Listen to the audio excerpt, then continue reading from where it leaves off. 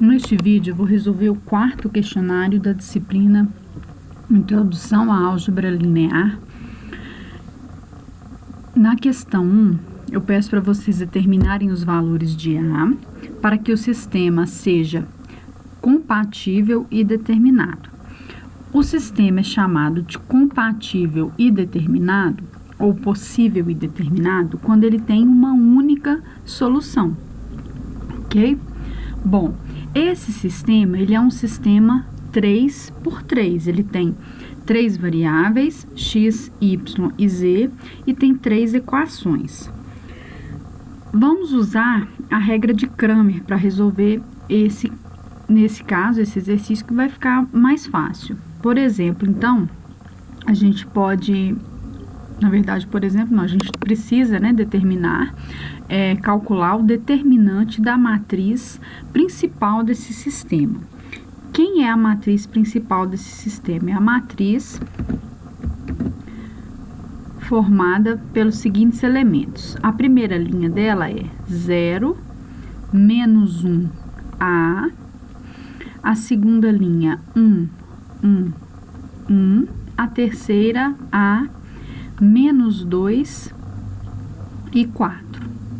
Nós sabemos, pela regra de Cramer, que a solução desse sistema 3×3 é da forma x igual a d1 sobre d, y igual a d2 sobre d e z igual a d3 sobre d, onde D é esse determinante, D1 é o determinante da matriz obtida a partir dessa matriz aqui, só que trocando a primeira coluna pela coluna dos termos independentes, tá?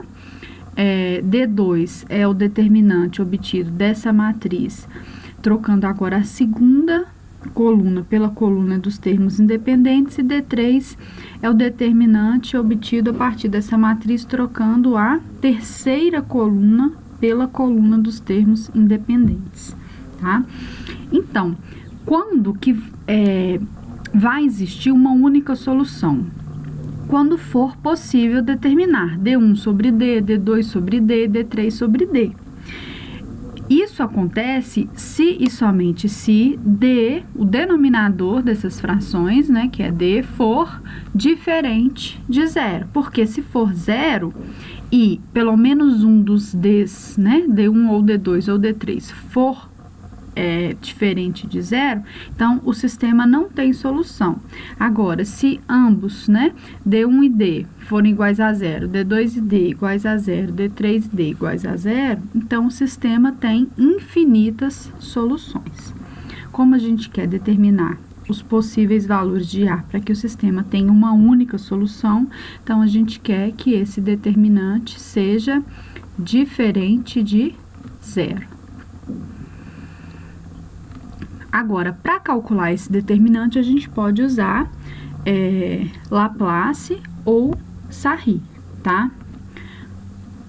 Eu vou calcular usando Laplace, já que tem um 0 aqui, ó, eu vou escolher a primeira linha. Então, D é igual. Esse termo aqui é o termo A1, 2. Então, aqui vai ficar menos 1 elevado ao cubo, vezes menos 1, vezes o determinante da matriz obtida retirando a primeira linha e a segunda coluna. Então, fica 1, 1, A e 4. Mais menos 1 vezes elevado, né? O A aqui é o termo A1, 3. Então, A1 mais 3, que é 4, vezes A, vezes o determinante da matriz obtida, retirando a terceira coluna e a primeira linha. Então, fica 1, 1, A menos 2. Então, aqui vai ficar menos 1 ao cubo é menos 1, vezes menos 1 é 1. Então, dá esse determinante mesmo, que é 4 menos A, menos 1 à quarta é 1, Então, aqui fica mais A vezes menos 2 menos A. Então, isso dá 4 menos A, menos 2A, menos A ao quadrado. Isso é igual a menos A ao quadrado, menos 3A, mais 4. Então, a gente quer que isso seja diferente de zero, basta então determinar as raízes da equação menos A ao quadrado menos 3A mais 4, né?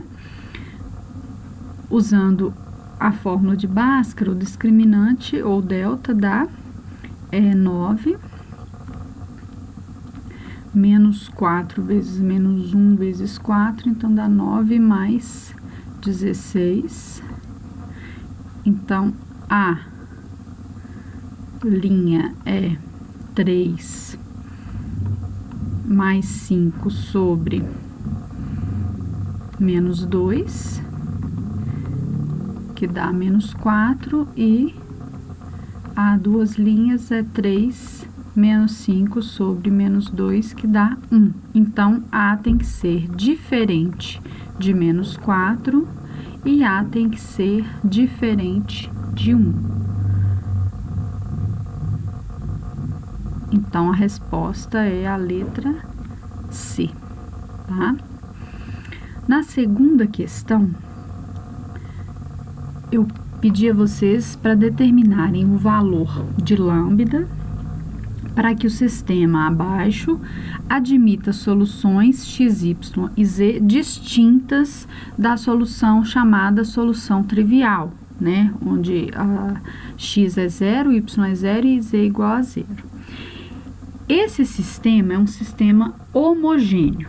Quando que um sistema é chamado de homogêneo? Quando os termos independentes aqui são todos iguais a 0. Todo sistema homogêneo, quadrado, ele admite pelo menos essa solução chamada de solução trivial. Então, para que o sistema admita mais do que a solução trivial, ele vai admitir infinitas soluções, porque só existem 3 possibilidades. Ou o sistema não tem nenhuma solução, ou ele tem apenas uma, e no caso de um homogêneo, essa única seria a trivial, ou ele não tem, ou ele tem infinitas soluções, tá? Então, para que ele tenha mais do que uma, ele vai ter que ter infinitas soluções, tá? Quando que isso vai ocorrer? Quando o determinante da matriz principal for igual a 0, porque cada um dos outros determinantes, daqueles D1, D2 e D3 que eu mostrei para vocês aqui na primeira questão, todos eles, D1, D2 e D3, são iguais a 0, porque vai ter uma coluna toda de zeros, né? Eu vou substituir cada coluna pela coluna dos termos independentes, que é uma coluna nula, ok? Então, D, que é o determinante da matriz principal, ele tem que ser igual a 0. Então, escrevendo essa matriz, a gente tem na primeira linha 1 menos lambda, na segunda 1 lambda menos 1 e na terceira 1 lambda mais 1. Então, a gente quer que esse determinante seja igual a 0. Vamos determinar o valor de lambda que satisfaça essa igualdade. Então, como aqui a gente não tem nenhuma linha ou não tem nenhum elemento, né, igual a 0, na verdade, então a gente pode escolher qualquer linha ou coluna. Eu vou escolher a primeira linha, tá? E vou usar Laplace. Então, D é igual a 1 vezes o determinante de lambda menos 1, lambda mais 1, 1. Então, retirei primeira linha e primeira coluna, menos 1 vezes, que eu já estou multiplicando pelo cofator, tá? O determinante da matriz agora obtida retirando a segunda coluna e a primeira linha, então é 1 menos 1, 1, menos lambda vezes o determinante da matriz obtida retirando a terceira linha desculpa, a terceira coluna e a primeira linha. Então, é 1, lambda, 1 e lambda mais 1. Então, esse determinante é igual. Aqui fica lambda menos 1 vezes lambda mais 1, então fica mais lambda mais 1, menos 1 menos 1, então aqui fica 1 mais 1, 2, então deu menos 2, menos lambda vezes lambda mais 1, menos lambda. E isso é igual a 2 lambda, 1 menos 2, menos 1. Aqui, lambda menos lambda cancelou, então sobrou só menos lambda. Isso dá lambda menos 1. Como a gente quer que isso seja igual a 0, então, lambda tem que ser igual a 1. Tá? E a resposta é a letra A. Na terceira questão, eu pedi para vocês calcularem os valores de M e P de forma que o sistema seja indeterminado. Quer dizer que o sistema admita infinitas soluções, tá? Nesse caso, como esse sistema, aliás, ele é 2 por 2 também, né? A gente pode usar tanto Cramer quanto pode usar escalonamento, ok? Bom, para que o sistema seja indeterminado, o que tem que acontecer? D1, D2 e D3 tem que ser iguais a 0 e D também tem que ser igual a 0. É isso que tem que ocorrer, tá? Bom, nesse caso, a matriz principal é 6, M menos 1, 9 e menos 2. Então, a gente quer que isso seja igual a 0. A gente quer que D1, que é o determinante, onde eu substituo, a partir dessa matriz, né? Eu determino o D1 substituindo a primeira coluna pela coluna dos termos independentes. Então, fica 4, P mais 1, M menos 1 e menos 2, a gente quer que isso aqui também seja 0 e queremos que D2, que é o determinante da matriz obtida agora a partir de D aqui, só que substituindo agora a segunda coluna pela coluna dos termos independentes, então fica 6, 9, 4 e P mais 1. A gente também quer que D2 seja igual a 0. Bom, D vai ser igual a 0 se 6 vezes menos 2, menos 12, menos 9 vezes M menos 1 for igual a 0. Essa equação é igual a menos 9M, menos 12 mais 9, então, menos 3, igual a 0, ou seja, 9M igual a menos 3, e, portanto, M tem que ser igual a menos 1/3. E, então, determinamos M, agora vamos determinar P a partir de D2. Depois a gente vai verificar se isso satisfaz D1 igual a 0 também, tá? D2 vai ser igual a 0 se, somente se, 6 vezes P mais 1 menos 36 for igual a 0. Ou seja, se 6P for igual a 30, não é isso? 36 menos 6, isso. Se, somente se, P for igual a 5, ok? Então, M tem que ser igual a menos 1/3 e P igual a 5. Substituindo em D1, a gente tem D1, então, igual a 4, 6, menos 1/3, menos 1 vai dar menos 4/3 e menos 2 aqui. É isso mesmo.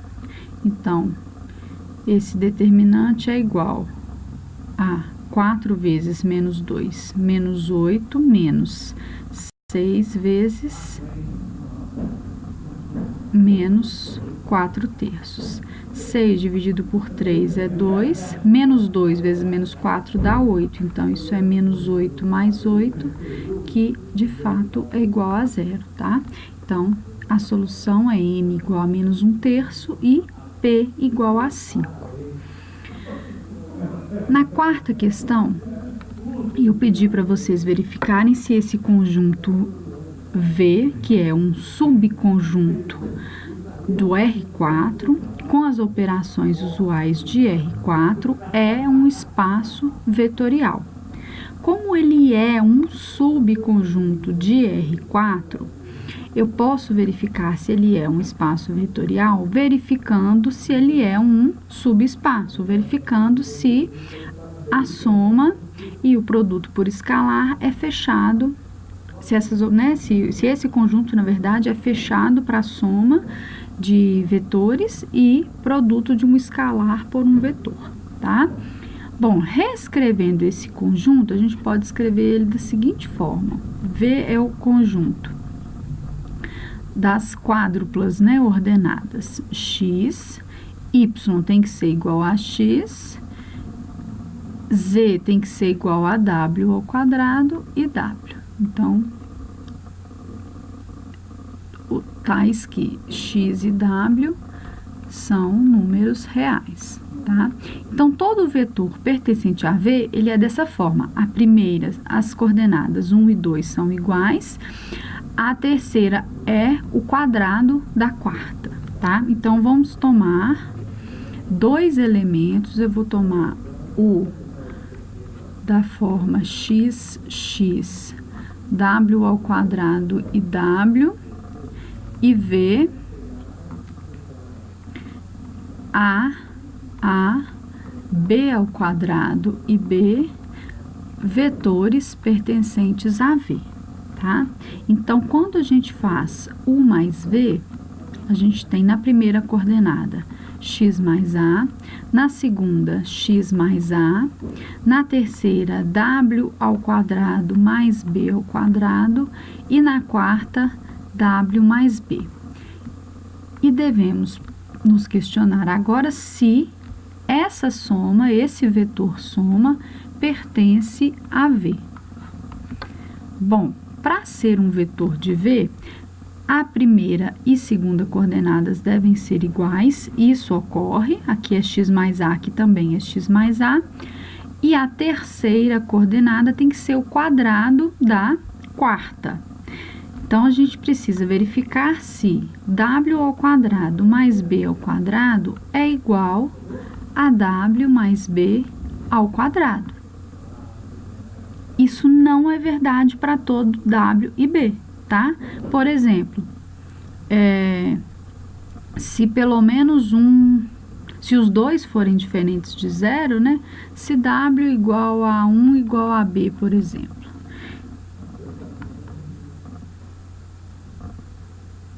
Nesse caso, não, esse não é um bom exemplo, né? Esse vai dar certo. Vamos tomar o seguinte, vamos fazer w igual a 1 e b igual a 2, por exemplo. Então, a gente sabe que 1 ao quadrado mais 2 ao quadrado, isso é 1 mais 4, que é 5. Porém, 1 mais 2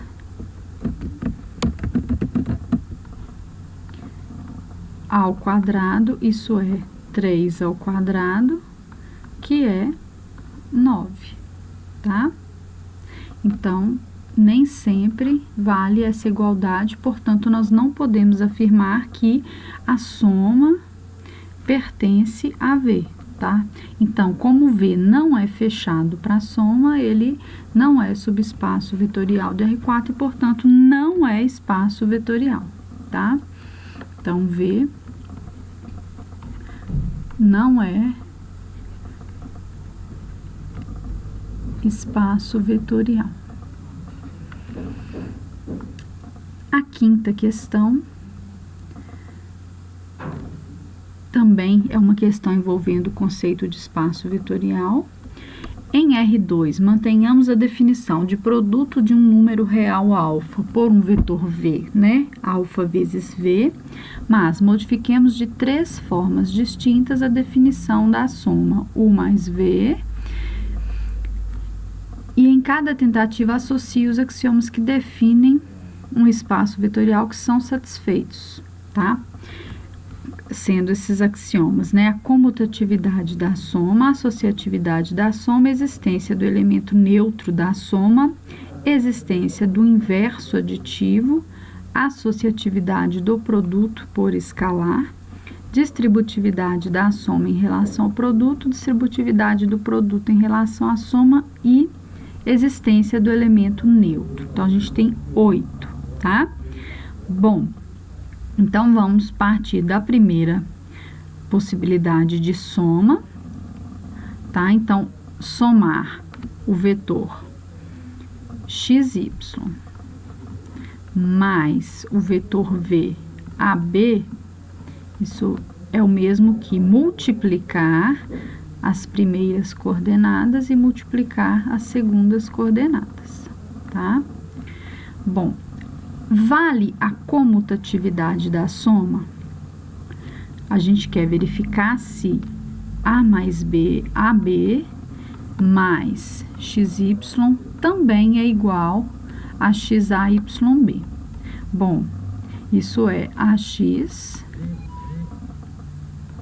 B, Y, por definição de soma, tá? Isso aqui é U mais V, e isso aqui é V mais U.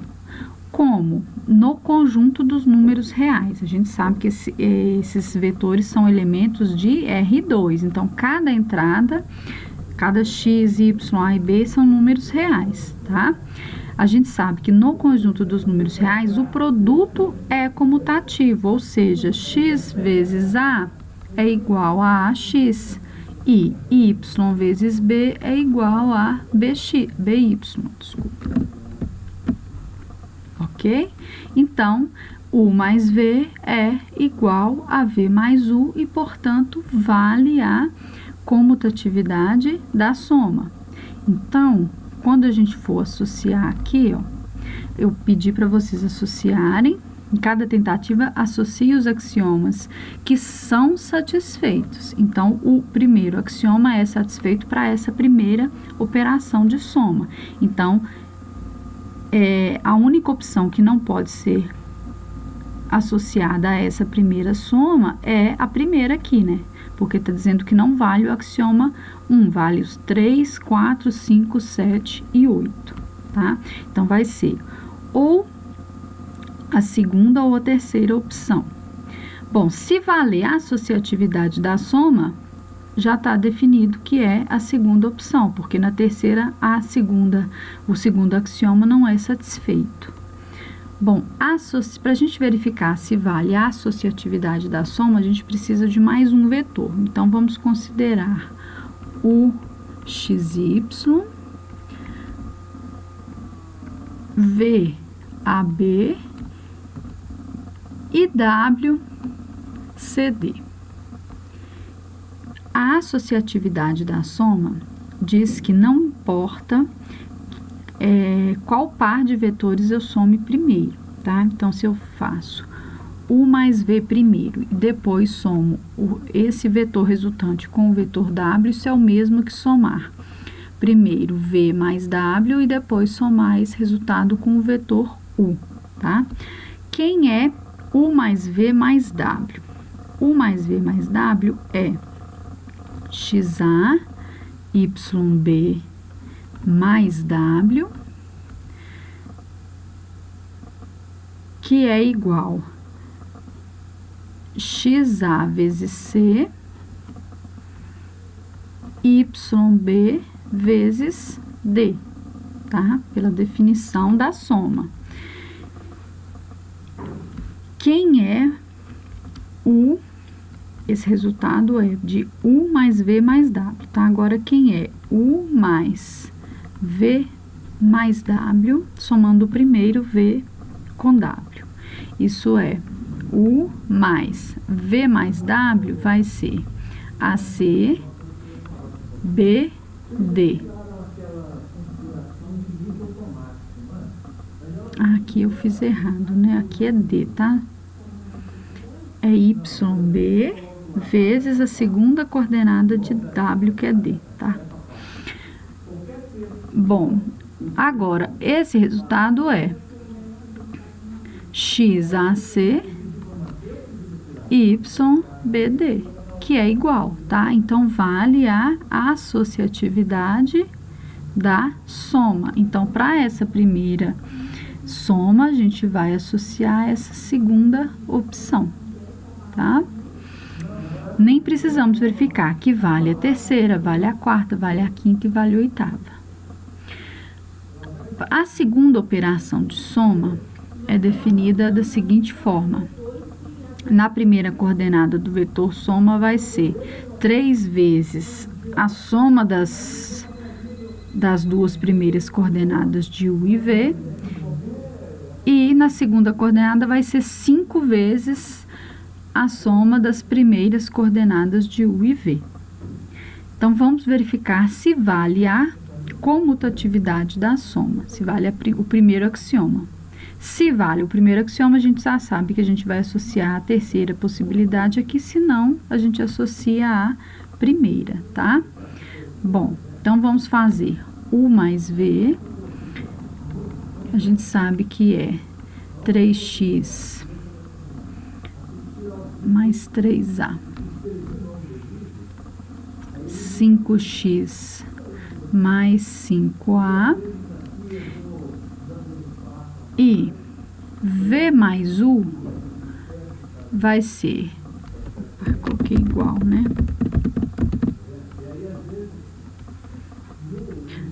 3a mais 3x e 5a mais 5x. Por definição, V mais U é dessa forma, V mais U é AB mais x mais y, que é definido como 3 vezes a primeira coordenada de V mais 3 vezes a primeira coordenada de U, tá? Bom, 3x mais 3a é igual a 3a mais 3x, e 5x mais 5a é igual a 5a mais 5x. Portanto, vale a comutatividade da soma para essa soma, né? Então, a gente vai associar essa soma à terceira possibilidade aqui, tá? A terceira opção. E logo só sobrou a primeira opção para essa outra soma e a gente não precisa resolver, ok? Então, encerro a resolução do quinto questionário.